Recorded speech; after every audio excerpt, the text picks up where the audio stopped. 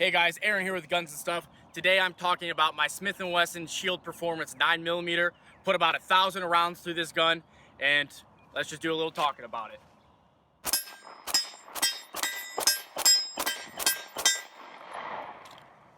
All right, so this is what I recommend to all new shooters at the shooting range that I work at as a concealed carry piece. I've got about 1,000 rounds through this thing. You can see a couple of the wear points, which I'll pull some pictures for you. I'm just kind of go over the pros and cons and how it's worked out for me for the past 8 months, because I've carried this thing every single day. So we'll get right into it. For the price right now, the regular Shield is down to like $240 online, which is insane. The Smith & Wesson Shield Performance goes for about $350 to $390, maybe up in the $420s, depends on the website and the time of month, because we all know guns fluctuate like the stock market. But pretty much the big selling points of this handgun compared to the regular Shield are the fiber optic sights, the porting barrel and slide. So what that's gonna do is compensate for recoil, and I use that term lightly. Basically, all it's really gonna do is decrease a little bit of muzzle rise, which is definitely comparable to the regular Shield. So with the price at about $420, for me, this is basically a custom gun for under 500 bucks, which is crazy.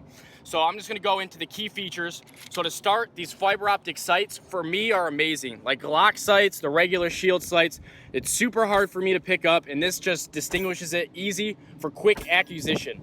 Again, that's just me and my personal preference, but to buy these sights online and get them installed, it's gonna run you about $150. Now, I did have a video, as you saw, maybe a couple months ago, actually it's about 7 months ago, about a problem I was having where my front little plastic fiber optic was falling out, and I was kind of bumming about that. But when I went to the 2017 NRA convention, I talked to Hi-Vis, because they are the people that supply for the Performance Center. She told me at the start of the year there was a batch of bad Hi-Vis sights that were put out to the Shield. So that problem wasn't just to me. So it was an issue. They did fix it though. Unfortunately, the wind is kind of bad out here, guys, so I'm sorry about that. We'll try and clean it up in the editing. But so fiber optic sights for me is definitely a plus, super easy to use. Now I'll go into the porting. Like I was saying before, what this porting does, relieves a little bit of weight, and then it does decrease that muzzle climb for quicker follow-up shots. I like it personally. The only negative and downside are two things. First off, it gets super dirty, and a lot of carbon likes to build up underneath the slide and on top. So you really got to scrape that down. Also, in a low light or no light situation, the muzzle flash comes out in a V pattern.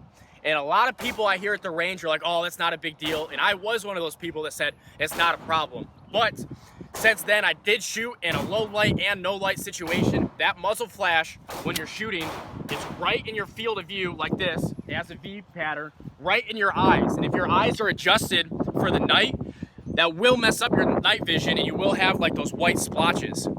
So, I mean, in the middle of the night, this shouldn't be your go-to gun anyways. Hopefully you have a full-size 9mm, 40, 45, whatever you keep in your drawer. But in a low light, this will be a little bit of an issue.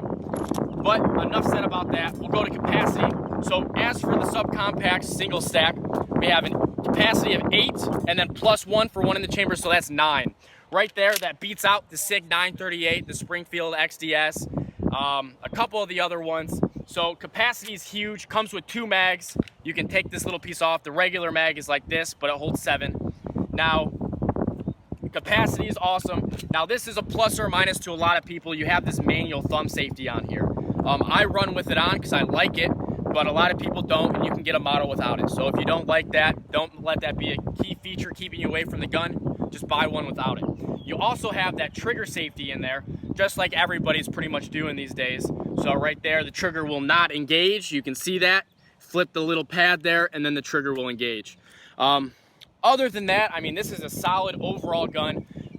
Of the 1,000 rounds from bullets I've picked up off the ground, different manufacturers I've tried, I've not had a single malfunction with it. This thing is literally flawless every time I use it. All different types of, why can't I think of it? Defensive ammo works. Overall, great gun. I love it. 1,000 rounds later, still running like a champion. No crazy wear sights. And I mean, that's pretty much it, guys. Smith & Wesson Shield Performance, in my opinion, one of the best concealed carry guns on the market. Like, subscribe. If you like my shirt, go check out InnerWarriorApparel.com. We're running a deal right now. Use Guns and Stuff. For a promo code, you get free shipping. So right here, Smith & Wesson Shield Performance. And that's it. Aaron with Guns and Stuff. Like, subscribe. I'll see you guys later.